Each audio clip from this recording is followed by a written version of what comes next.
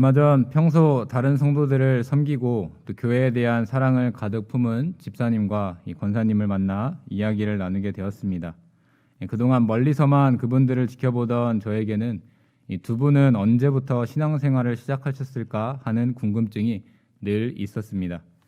개인적으로 저 정도 신앙생활을 하시는 분이면 당연히 어머니 뱃속에서부터 이 신앙의 조기 교육을 받으며 자랐을 거라 생각하고 있었습니다. 그런데 제 예상과는 달리 두 분은 결혼을 하여 가정을 이룬 후 이 신앙생활을 시작했다고 말씀하셨습니다.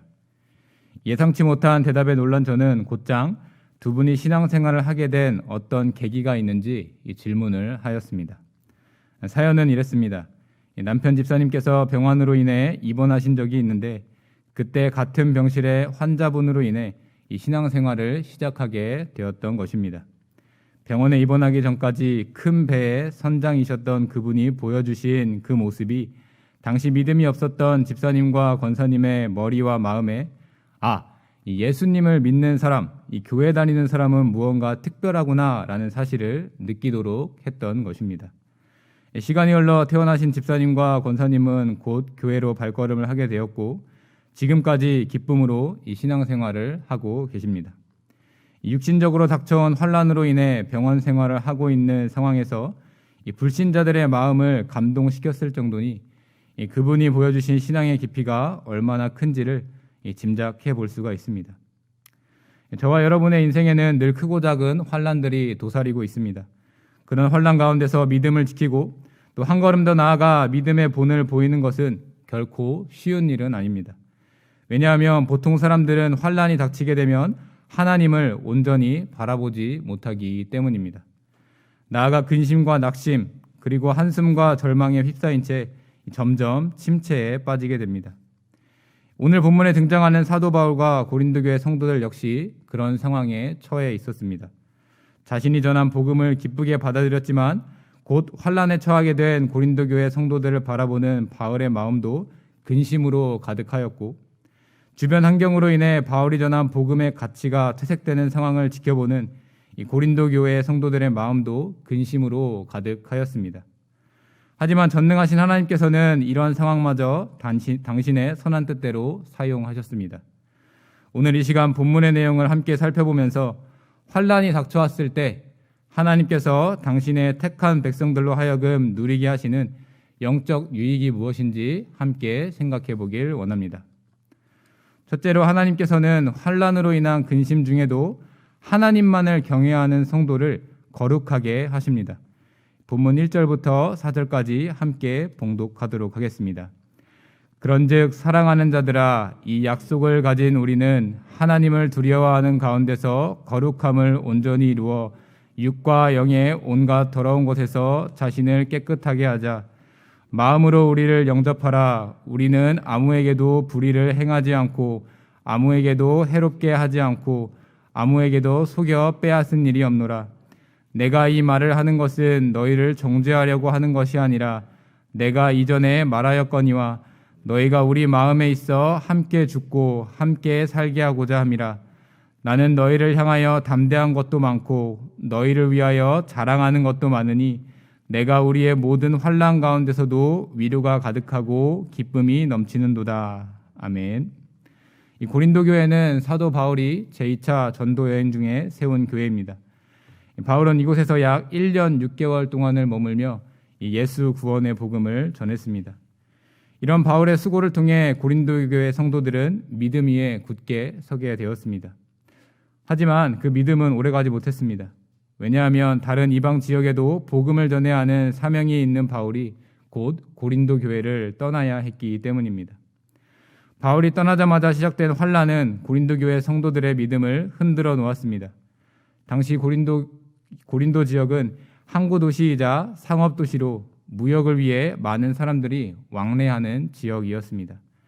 자연스럽게 다양한 이방 문화들에 노출된 고린도 교회는 온갖 이방 신들과 미신들의 영향으로 그 신앙의 순결과 거룩함을 잃고 타락하게 되었던 것입니다. 이방 문화로 인해 더러움과 음란과 방탕으로 얼룩진 고린도 교회의 소식은 바울을 근심하게 만들었습니다. 바울은 직접 서신을 쓰고 또 전도 계획을 수정하여 고린도 교회에 방문하면서까지 그 문제들을 해결하려고 했지만 실패하고 말았습니다. 오히려 자신을 비방하고 모욕하는 사람들로 인해 상처를 입고 에베소로 발걸음을 돌리기도 하였습니다. 그러던 중 바울은 소위 눈물의 편지라고 불리는 서신을 씁니다. 이 편지를 통해 바울의 진심을 알게 된 고린도 교회 성도들은 다시 순수하고 또 거룩한 신앙으로 돌아가겠다는 마음을 다잡게 되었습니다. 현재 그 눈물의 편지가 전해지지 않아 정확한 내용은 알 수가 없지만 뒤이어 쓰인 이 고린도 후서를 통해, 특별히 오늘 살펴볼 본문을 통해 그 내용이 무엇인지 대략 짐작해 볼 수 있습니다. 먼저 사도 바울은 본문 1절 사랑하는 자들아 라는 그 표현대로 고린도 교회 성도들을 향한 지극한 사랑과 관심을 품고 있었습니다. 앞선 경험을 통해 개인의 인간적인 열심으로 고린도 교회를 회복시킬 수 없음을 알았던 바울은 오직 전능하신 하나님을 경외하는 것만이 환난을 이겨내는 첩경임을 전하였습니다. 여기서 하나님을 경외한다라는 이 말은 단순히 두려워 떠는 것이 아니라 인간의 상식으로는 이해할 수 없는 기적과 같은 사건을 경험한 상태를 말합니다. 바울은 이 기적과 같은 사건을 이 약속이라고 표현합니다. 이 약속의 내용은 본서의 6장 18절을 통해 알 수 있듯이 전능하신 하나님께서 고린도 교회 성도들의 아버지가 되고 또 그들을 하나님의 자녀로 삼아주신다는 구원의 약속입니다. 이렇게 특별하게 구별되어 구원의 약속을 받은 백성들에게 하나님께서는 모세 시대부터 내가 거룩하니 너희도 거룩할지어다 라고 말씀하시며 육신과 영혼 모두 깨끗하고 온전한 삶을 살 것을 요구하셨습니다. 하나님의 이 요구하심은 이방인인 고린도 교회 성도들이 이해하는 데 한계가 있었을 것입니다. 그래서 사도 바울은 2절부터 4절의 내용을 통해 그동안 고린도 교회 성도들 앞에 보인 자신의 행실을 근거로 제시합니다. 바울은 하나님의 백성으로 먼저 부름받은 자답게 하나님을 경외하는 거룩하고 순수한 신앙을 왜곡 없이 자신의 행실을 통해 전하였습니다. 바울은 고린도 교회 성도들이 그런 자신의 의도를 알고 마음 문을 열고 받아들이기를 원했습니다. 더 이상 환난으로 인한 근심과 낙심이 아닌 이 하나님만을 경외하는 성도만이 누릴 수 있는 위로와 기쁨을 그들도 누릴 것을 바랐던 것입니다. 성도 여러분, 인간은 살아가면서 각자 자신만의 기준을 두고 살아갑니다. 그런 사람들이 모인 집단들 역시 지켜야 할 가이드라인을 가지고 있습니다.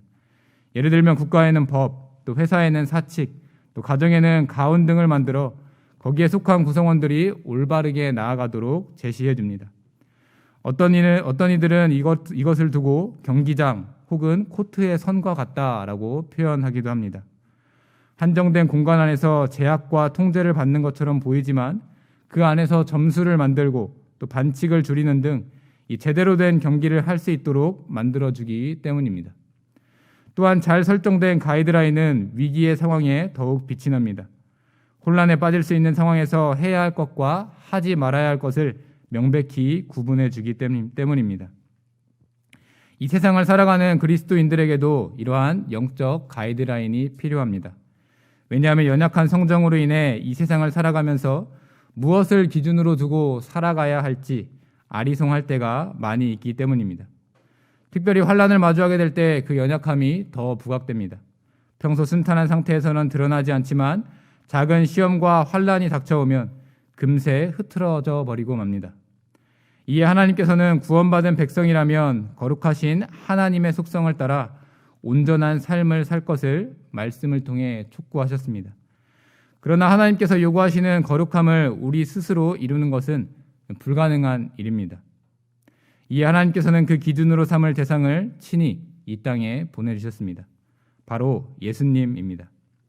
왜 하나님께서는 백성들을 위해 당신께서 가장 아끼고 사랑하는 이 독생자 예수 그리스도를 보내주신 것입니까?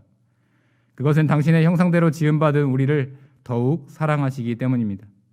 당신의 사랑하는 자녀들이 인생에서 마주하는 크고 작은 환난으로 인해 근심하고 낙심하지 않고 완전하신 그리스도의 걸음을 좇아 한 걸음씩 한 걸음씩 이겨나가도록 인도해 주시는 것입니다. 그리스도를 통해 부어주신 큰 은혜는 당연히 우리의 육신과 영혼의 주인이 되시는 하나님을 경외하도록 만듭니다. 나아가 잠깐 시험과 어려움에 빠지게 되더라도 금세 회복해야 하는 능력을 얻도록 합니다. 특별히 환난 중에 함께 하시는 하나님의 도우심이 있다라는 확신은 이 세상의 그 무엇과도 비교되지 않는 위로요, 기쁨이 됩니다.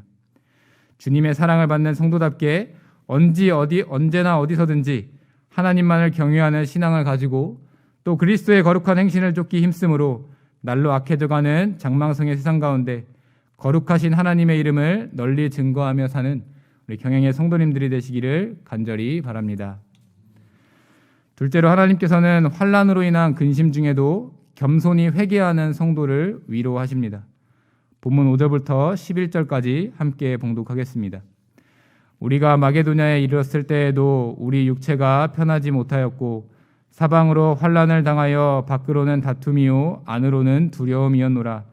그러나 낙심한 자들을 위로하시는 하나님이 디도가 오므로 우리를 위로하셨으니 그가 온 것뿐 아니요 오직 그가 너희에게서 받은 그 위로로 위로하고 너희의 사모함과 애통함과 나를 위하여 열심 있는 것을 우리에게 보고함으로 나를 더욱 기쁘게 하였느니라. 그러므로 내가 편지로 너희를 근심하게 한 것을 후회하였으나 지금은 후회하지 아니함은 그 편지가 너희로 잠시만 근심하게 한 줄을 알미라. 내가 지금 기뻐함은 너희로 근심하게 한 까닭이 아니오 도리어 너희가 근심함으로 회개함에 이른 까닭이라.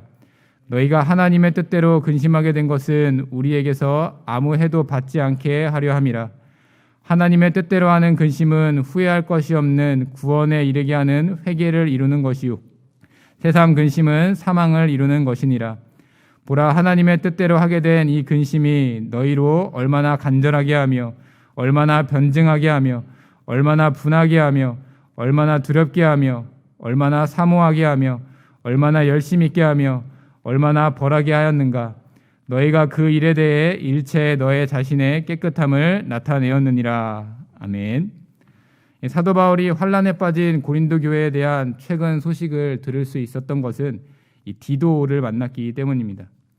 디도는 사도 바울이 고린도 교회에 대한 소식을 듣고 문제 해결을 위해 보냈던 사람이었습니다. 그들은 고린도에서 임무를 마친 후 드로아에서 서로 만날 것을 약속하였는데 어찌된 영문인지 디도가 오지 못하였습니다. 디도를 통해 자신이 쓴 눈물의 편지가 고린도 교회 성도들에게 잘 전달되었는지 또 고린도 교회 성도들이 현재 상태를 알고 싶었던 바울이었지만 그럴 수가 없게 된 것입니다. 이 안타까움을 뒤로한 채 마게도냐로 발길을 옮긴 바울을 반겨주는 것은 그를 시기하고 질투하는 적대자들의 비난과 박해 그리고 혹여나 디도가 잘못되지는 않았을까 하는 염려와 걱정뿐이었습니다. 그러나 바울의 근심은 오래가지 않았습니다. 하나님께서는 디도와 바울이 무사히 만날 수 있도록 역사해 주셨고 그 만남을 통해 바울은 새 힘을 얻었습니다. 자신의 바람대로 디도를 통해 고린도 교회 성도들의 현 상태가 어떠한지 정확히 듣게 되었던 것입니다. 사실 바울은 이 눈물의 편지를 전하고도 많은 걱정에 사로잡혀 있었습니다. 자신이 보낸 편지가 환난을 겪고 있는 고린도 교회 성도들의 마음에 또다시 근심을 가져다 주지는 않을까 하는 염려 때문이었습니다. 하지만 바울의 그런 우려와는 달리 고린도 교회 성도들은 바울의 편지를 겸허히 받아들였습니다. 나아가 바울이 소유한 순수하고 거룩한 신앙의 모습을 떠올리며 현재 자신들이 마주한 환난을 이겨낼 방법이 하나님 앞에 회개하고 또 이전의 모습으로 돌아가야 함을 깨닫게 되었습니다. 단순히 알매 그친 것이 아니라 회개를 통해 근본적으로 변화된 삶을 사는 모습을 나타내기로 그들 스스로 결단했던 것입니다. 바울은 고린도 교회 성도들의 이런 행태가 하나님의 뜻대로 하게 된 근심 때문이라고 말하고 있습니다. 어떻게 하면 하나님 앞에 다시 올바르게 설 수 있을까 고민하던 그들은 사망으로 기어들 수밖에 없는 세상적인 방법이 아닌 구원으로 인도하시는 하나님의 뜻, 그 하나님의 방법이 무엇인지를 생각해 보았던 것입니다. 또 바울은 본문 11절을 통해 겸손하게 회개한 고린도 교회 성도들의 선한 흔적들을 하나하나 나열하며 설명해 주고 있습니다. 먼저 간절함은 부지런함, 이 근면을 말합니다. 환난으로 인해 복음을 무성의하고 또 무가치하게 대하던 그들이 진리를 아는 일에 열정적으로 변화되었음을 말합니다. 이어서 변증하게 되었다는 것은 하나님께서 주신 진리를 홀대한 자신들의 죄에 대해 진지하게 사과하고 또 용서를 구하며 이제는 오히려 그 진리를 전할 각오가 되었음을 나타냅니다. 또 분하게 하였다는 것은 어떻게 해서든 바울을 깎아내리려고 했던 대적들과 잠깐이나마 거기에 동조했던 이 자신들에 대한 분노의 감정을 느끼게 되었음을 말합니다. 또 두렵게 했다는 것은 그간 자신들이 저지른 범죄에 대한 책망을 걱정하고 있음을 알게 합니다. 또 이어서 사모했다라는 것은 환난의 시간을 통과하며 다시 바울을 보고 싶어 했음을 말합니다. 이러한 고린도 교회 성도들의 마음은 자연스럽게 열심으로 이어졌습니다. 바울과 같이 거룩하고 이 순수한 신앙을 갖고자 하는 선한 욕심을 그들도 소유하게 된 것입니다. 마지막으로 벌하게 하였다고 했는데 이는 고린도 교회가 환난을 겪게 된 원인이 무엇인지 확실히 진단하고 이 교회의 질서에 따라 그 문제를 공의롭게 해결하였음을 나타냅니다. 이렇게 고린도 교회 성도들이 자신의 실수와 잘못을 겸손히 회개하고 또 거룩하고 순수한 신앙을 회복했다는 소식은 그동안 애타는 심정으로 눌린 바울의 마음을 위로하기에 충분했습니다. 무엇보다 이 모든 위로가 자신들의 깨달음과 뉘우침으로 소유하게 된 것이 아니라 하나님의 뜻을 통해 얻게 되었다는 사실은 이미 받은 그 구원의 은혜를 더욱 풍성히 누리는 계기가 되었습니다. 사람은 누구나 자기 중심적인 성향을 가지고 있습니다. 어릴 때는 특히 더 그렇습니다. 자기가 100% 잘못한 것이 분명한데도 거짓말을 해서 모면하려 하거나 반대로 떼를 쓰고 울면서 자신의 잘못을 인정하지 않는 모습을 볼 수가 있습니다. 왜 그렇습니까? 여러 가지 이유가 있겠지만 대부분 혼나게 될 것을 두려워하기 때문입니다. 또한 자신의 잘못을 인정하면 못난 사람이 될 것 같은 불안감에 사로잡히기 때문입니다. 이럴 때 덩달아 윽박을 지르고 거칠게 행동해서는 안 됩니다. 오히려 역효과를 가져오기 때문입니다. 올바른 해결 방법은 실수를 하더라도 또 잘못을 저지르더라도 괜찮다, 또 누구나 실수할 수 있다라고 말해주는 것입니다. 이 말을 통해 아이에게 자신의 잘못을 인정하더라도 다른 사람들이 자신을 싫어하지 않게 된다는 사실을 알려줄 수가 있게 됩니다.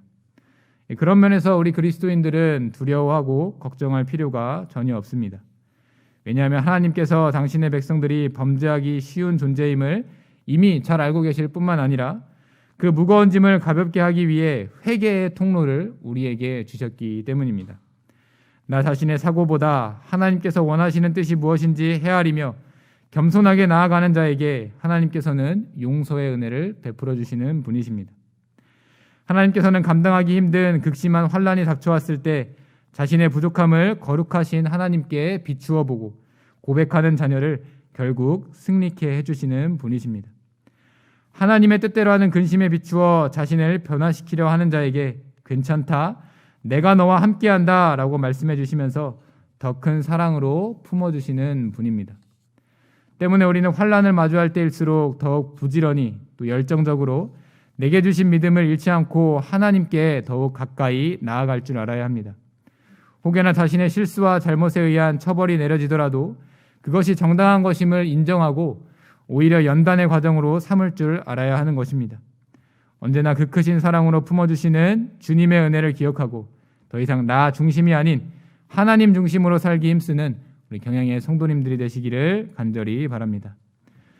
마지막으로 하나님께서는 환난으로 인한 근심 중에도 서로를 신뢰하는 성도를 충만케 하십니다.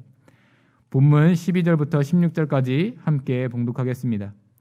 그런즉 내가 너희에게 쓴 것은 그 불의를 행한 자를 위한 것도 아니요 그 불의를 당한 자를 위한 것도 아니요 오직 우리를 위한 너희의 간절함이 하나님 앞에서 너희에게 나타내게 하려 함이로다. 이로 말미암아 우리가 위로를 받았고 우리가 받은 위로 위에 디도의 기쁨으로 우리가 더욱 많이 기뻐함은 그의 마음이 너희 무리로 말미암아 안심함을 얻었음이라. 내가 그에게 너희를 위하여 자랑한 것이 있더라도 부끄럽지 아니하니 우리가 너희에게 이른 말이 다 참된 것 같이 디도 앞에서 우리가 자랑한 것도 참되게 되었도다. 그가 너희 모든 사람들이 두려움과 떨므로 자기를 영접하여 순종한 것을 생각하고 너희를 향하여 그의 심정이 더욱 깊었으니 내가 범사에 너희를 신뢰하게 된 것을 기뻐하노라. 아멘. 바울은 본문 12절을 통해 자신이 눈물의 편지를 쓰게 된 우선적인 목적과 의도를 밝히고 있습니다. 오직 우리를 위한 너희의 간절함이 하나님 앞에서 너희에게 나타내게 하려 함이로다는 말씀대로 바울은 환난에 빠져 근심하는 고린도 교회 성도들에게 책임을 묻고 또 부끄럽게 하려고 편지를 쓴 것이 아님을 분명히 말하고 있습니다. 바울은 환난을 통해 겸손히 회개하고 또 하나님을 경외하는 마음을 소유하게 된 고린도 교회 성도들이 이 간절한 마음이 변하지 않고 꾸준히 이 삶 속에서 나타나길 바라는 마음으로 이 편지를 쓴 것입니다. 같은 마음을 가진 사람들에게 그 간절함이 전해질 정도라면 자연스럽게 하나님께도 그 온전한 마음이 정해질 거라 생각하는 것입니다. 고린도 교회 성도들에 대한 바울의 이러한 기대는 특별히 디도에게 고스란히 전해졌습니다. 본문 15절에 기록되어 있듯이 고린도 교회 성도들은 바울의 편지를 들고 찾아온 디도를 홀대하지 않았습니다. 환난으로 인해 근심하고 있는 중에도 그가 바울이 보낸 사람, 나아가 하나님께서 보내주신 사람으로 알고 두렵고 떨리는 마음으로 대하였습니다. 지금은 이방 문화로 인해 타락하고 부패하긴 했지만 과거 순결하고 거룩한 신앙의 자태를 보여준 바울을 기억하며 이 디도를 잘 섬겨 주었던 것입니다. 우리와는 달리 자신을 잘 섬기고 환난 중에도 회개함으로 믿음을 회복하고 있는 고린도 교회 성도들의 모습을 발견한 디도는 인간적인 감정으로는 그들과는 여전히 낯설지만 믿음 안에서 그들을 신뢰하게 되었습니다. 바울이 우려했던 것보다 훨씬 더 좋았던 상황은 디도를 기쁘게 하기에 충분했고 디도의 그 감정이 바울에게까지 고스란히 전달되었던 것입니다. 사실 사도 바울은 자신의 편지에는 이 고린도 교회 성도들의 반응을 염려할 정도로 이 강한 어조가 담긴 글을 썼습니다. 하지만 그 편지를 전할 디도에게는 본문 14절에 기록된 대로 그들에 대한 자랑을 늘어놓았습니다. 이는 단순히 디도를 안심시키기 위해서가 아니었습니다. 비록 지금은 마주한 환난으로 인해 근심에 휩싸여 제대로 된 판단을 내리고 있지 못하지만 지난 세월 자신으로부터 직접 가르침을 받은 고린도 교회 성도라면 자신과 같은 신앙의 노선을 걸으며 하나님의 뜻을 따르는 디도를 잘 섬겨줄 거라는 신뢰가 바울의 마음에 자리 잡고 있었기 때문입니다. 결국 바울의 이 신뢰는 실제로 드러나게 되었고 이로 인해 바울과 디도 그리고 고린도 교회 성도들은 서로에 대한 마음을 다시 한번 확인할 수가 있게 되었습니다. 이런 모습은 바울의 고린도 사역이 헛된 것이 아니었으며 궁극적으로 바울의 사역에 하나님께서 간섭하시고 보호해 주신다는 사실을 증거해 줍니다. 이 전쟁이 일어났을 때 승리를 거두기 위해 이 생활과 전투를 함께하는 동료를 전우라고 부릅니다. 이 전우는 거듭된 훈련과 실전을 통해 서로에 대한 신뢰를 쌓게 됩니다. 생사가 걸린 문제다 보니 동료들 사이에는 자연스럽게 끈끈한 전우애가 생기게 됩니다. 육체적으로 정신적으로 극한에 이르는 상황에서 자신만큼이나 다른 동료를 소중히 여기고 서로 돌봐주고 아끼는 마음이 생기게 되는 것입니다. 이런 특별한 교제가 하나님 나라의 백성인 그리스도인들 사이에서도 고스란히 나타납니다. 비록 물리적인 전쟁은 아니지만 이 세상 가운데 영적 전투를 치러야 하는 그리스도인들은 신뢰를 가지고 서로를 섬겨야 합니다. 이런 영적인 신뢰는 환난이 일어났을 때 더 빛이 납니다. 같은 믿음을 가진 사람들이 서로를 섬기고 독려하는 모습을 통해 하나님께서 역사하심을 자연스럽게 바라게 되기 때문입니다. 기독교 역사 가운데 이런 일들이 얼마나 많았습니까? 지난 2000년간 숱한 핍박과 공격이 있었지만 그때마다 그리스도인들은 서로를 신뢰하고 함께 하나님의 뜻을 구하며 이 승리를 쟁취하였습니다. 그 결과 오늘날까지 전 세계에 그리스도로 말미암는 하나님의 구원의 역사가 충만히 일어나고 있음을 우리는 발견하고 있습니다. 물론 오늘날에도 여전히 우리의 신앙을 위협하는 환난들이 여기저기서 나타나고 있습니다. 하지만 그것이 그리스도의 군사로 부름받은 우리들의 끈끈한 신뢰, 이 영적 전우애를 단절시킬 수는 없습니다. 그리스도의 피로 하나 된 이 영적인 결속은 이 세상을 살아가는 우리들의 든든한 버팀목이 됩니다. 어떠한 어려운 상황을 맞이하게 되더라도 나 혼자가 아니라 이 같은 믿음을 가진 영적 전우들과 또 주님께서 함께하고 계심을 깨닫고 이 계속되는 환난의 시기도 기쁨으로 이겨낼 줄 아는 우리 경영의 성도님들이 되시기를 간절히 바랍니다. 네, 사랑하는 경영의 성도 여러분, 그리고 오늘 헌신을 다짐하시는 789 남전도의 회원 여러분, 이 세상을 사는 우리들의 인생 가운데 환난은 언제나 산재해 있습니다. 내가 원하는 대로 근심을 털어놓고 또 슬픔을 묻어놓을 수 있다면 좋겠지만 연약한 우리들은 근심으로부터 자유할 수가 없습니다. 이 세상 사람들은 내일에 불어올 새로운 바람을 기대하며 오늘의 미련을 버리고 살자고 말하지만 그것은 환난을 이겨내는 근본적인 방법은 아닙니다. 때문에 우리는 그 환난 속에서 하나님께서 드러내고자 하시는 뜻이 무엇인지를 곰곰이 생각해 보아야 합니다. 무엇보다 오늘 말씀을 통해 살펴본 대로 하나님을 경외함으로 인생의 기준을 설정하여 거룩한 삶을 살기에 힘쓰고 또 하나님 앞에 자신의 죄를 겸손히 회개함으로 넉넉한 위로를 얻으며 또 같은 믿음을 가진 사람들과 신뢰를 쌓아 닥쳐온 환난을 씩씩하게 극복할 줄 알아야 합니다. 나아가 그 환난을 발판으로 삼아 맡겨주신 사명까지 능히 감당하는 그리스도인으로 발돋움해야 합니다. 지속적인 성화의 삶을 살며 영화에 이를 날을 준비하며 사는 지혜를 발휘해야 하는 것입니다. 그렇게 자기 자신을 하나님 앞에 비추어 순수한 신앙을 지키며 이 거룩한 삶을 사는 모습은 믿지 않는 이들에게도 자연스럽게 귀감이 됩니다. 앞서 서론에 말씀드린 집사님과 권사님 역시 믿는 자의 행실을 통해 구주 예수님 앞에 나오게 된 것처럼 여전히 하나님의 구원 역사를 진행되고 있습니다. 허나 세월이 흐를수록 한 영혼을 전도하기가 점점 어려워지는 교회와 목회자, 그리고 성도들에 대한 비판이 날이 갈수록 심화되는 때를 우리는 마주하고 있습니다.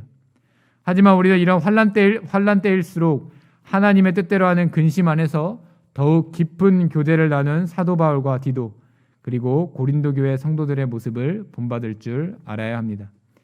죄악으로 가득했던 우리의 인생에 찾아와 주심으로 이제는 세상의 근심이 아닌 하나님의 뜻대로 살기 위한 근심을 품게 해주신 이 하나님의 놀라운 은혜를 기억하며 이 험한 세상을 사는 날뿐만 아니라 영원 무궁히 할렐루야로 주님을 찬양하며 사는 우리 경영의 성도님들이 되시기를 이 시간 주님의 이름으로 간절히 축원합니다.